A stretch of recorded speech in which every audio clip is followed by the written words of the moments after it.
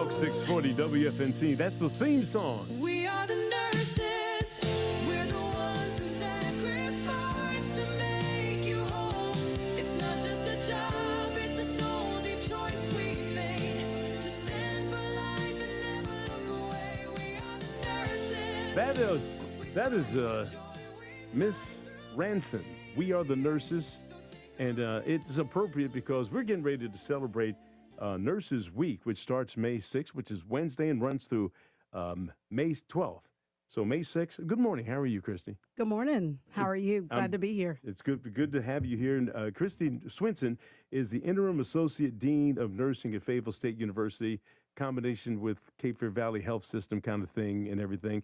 And we're trying to celebrate the nurses in advance. I said, we're going to do Nurses Week. I'm just not going to read the thing. It's Nurses Week, everybody. And we're starting on May 6th because that is National Nurses Day. And it's ending on May 12th because that's Florence Nightingale's birthday. So that's why we celebrate it. But at the heart of this is the heart of the people that actually do the job. And you're one of those folks. How long have you been a nurse? I've been a nurse for 27 years. 27 years. Yes, 27 years. Well, we just had a nurse here who was a nurse for 35 years. You guys don't get tired of this stuff. No, it's a calling, it's a passion. I enjoy it. Well, a lot of people say that, not everybody, I guess, can be a nurse. This is not a job for everyone. How did you get the calling?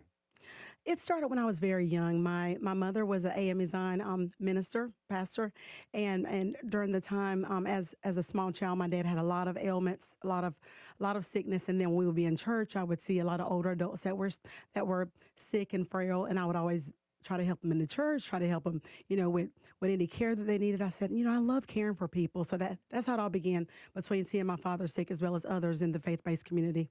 I mentioned to the other nurse who was here earlier that this doesn't have to do necessarily with someone who's old and sick. You guys deal with children as well.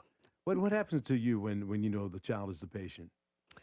It's very difficult and challenging, and even although they're sick, you still have to connect, of course, with their parents and their caregivers. And I can certainly relate to that. My oldest son was treated for leukemia at UNC Chapel Hill at the age of 3.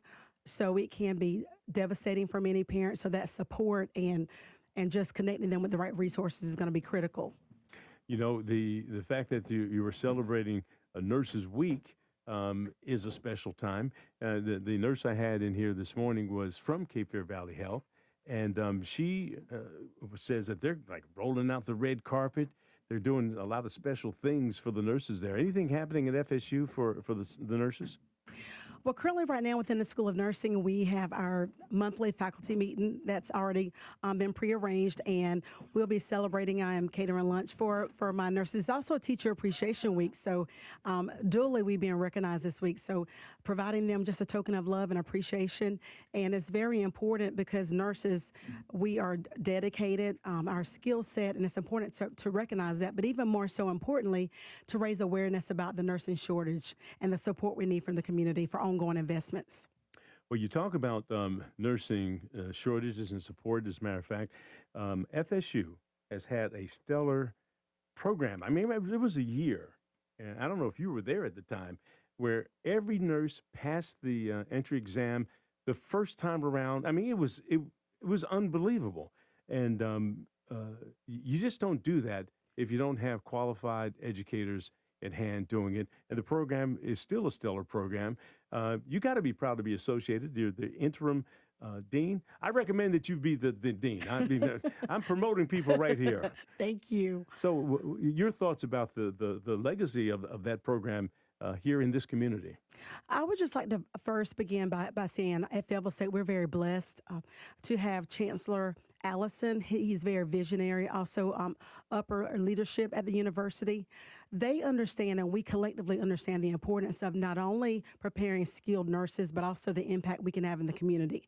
Part of what we're doing is we're developing clinical partnerships. We have a strong clinical partnership with Cape Fear Valley Health System. Also because it is estimated in the year 2033, now that's only in 7 years, that we will have a shortage projected of over 12,000 nurses within our state.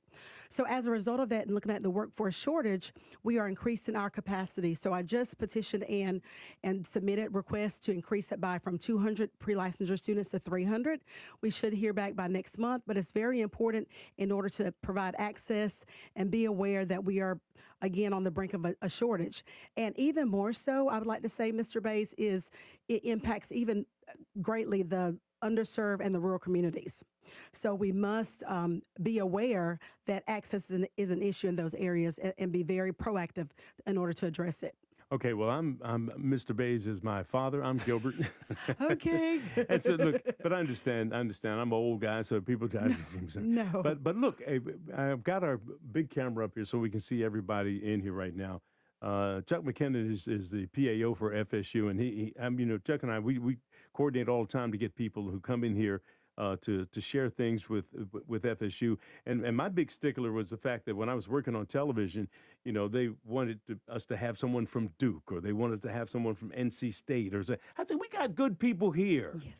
So let's talk about our good people here. And one of them is this young lady right here who ran late, but she's here. How you doing? I'm good. How are you? I'm going to tell you, now, are you a nursing student at FSU? Yes, I'm a current nursing student. I will be graduating this upcoming Saturday. And your name is? My name is Sanaya Harrell. Sanaya, it's good to have you here. Thank you so much. I'm glad you made it, and we want to hear your story here because now you're swiveling around. Stop swiveling around.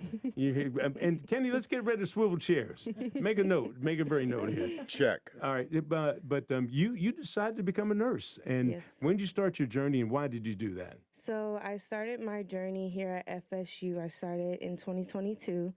I decided to become a nurse because I view nursing not as a career, but as a calling. It takes very special people to sit there and care for loved ones from all generations and all ages.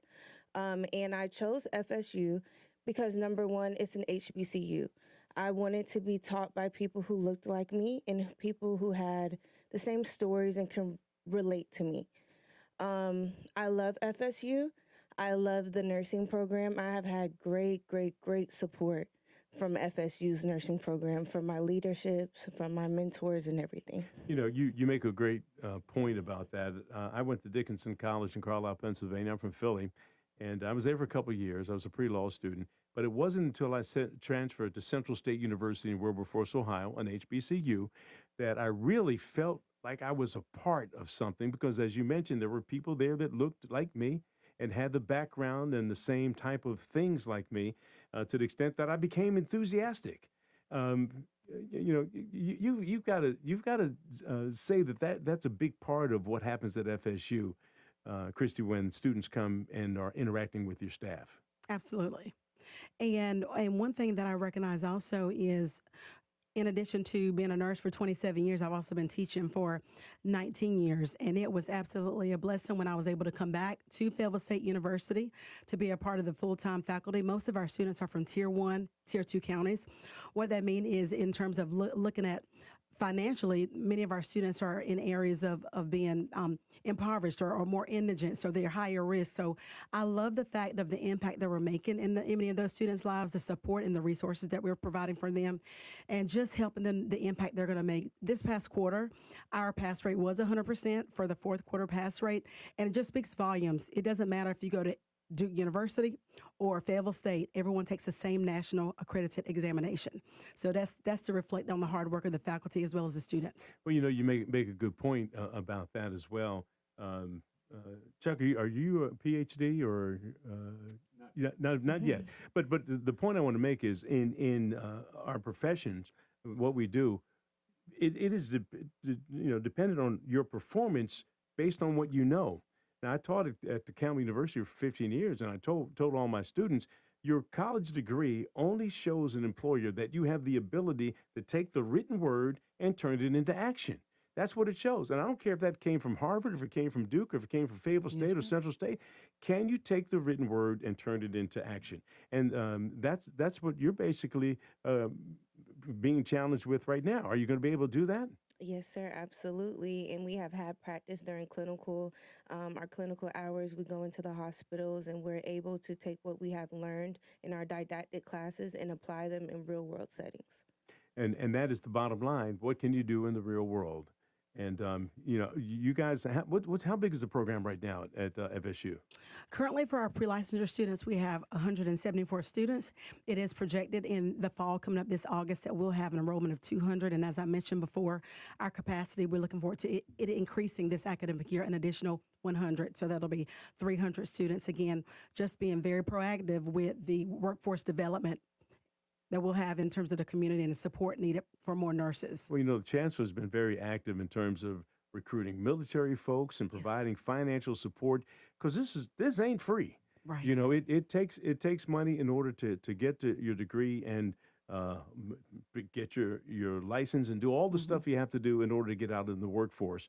And I may tell you, some of the HBCUs are under attack right now in terms of financial support and things like that. So it is important that we value the training that you get and the teaching and the support that you get on campus right now. If you had to tell anybody and recruit someone to say, come to FSU, what would be the big sell for you? I would say if you want a good education taught by people who look like you and can relate to you, and you want to feel like a person in the classroom and not just a number, come to FSU if you want a family. You make a good point. What is the size of a class, a nursing class right now? Typically, it varies depending on the cohort, but we've been aggressively working on expansion. So our current first semester cohort consists of 61 students, and our graduating cohort is about 32 students. So it's increased over time quite a bit. Yeah, you said Because we've that, been pushing the expansion, yes, sir. well, there's been a lot of collaboration right now with Yes. Fayetteville State University. We've got Methodist University's got the school of the doctor school, the medical school Yes, that's sir. coming on board right now, and so I'm sure everyone's collaborating with everyone in this community, which is a pretty neat thing. Yes, the clinical partnerships. The clinical partnerships are going to be very, very important. As you mentioned before, resources are often a challenge. So we were fortunate to receive $2 million most recently from Cape Fear Valley Health System. We've also received a substantial amount of money from our UNC systems, as well as Title III funding through the federal government. So through those funding sources, we're able to do the expansion. We're able to do the reconstruction, the remodeling that we need to do in order to have the resources for our students. Because one high fidelity mannequin is about $100,000 for one. Sure, and I did a story on one of those things. It is unbelievable what they do. I was talking to that thing, and it was talking back to me. Call me Gilbert. Isn't that amazing? Didn't call me Mr. Bays. It said, Gilbert, I need someone else other than you to tell me what's wrong with me. So I said, well, there goes my nursing degree. Well, look, it's a pleasure having both of you here.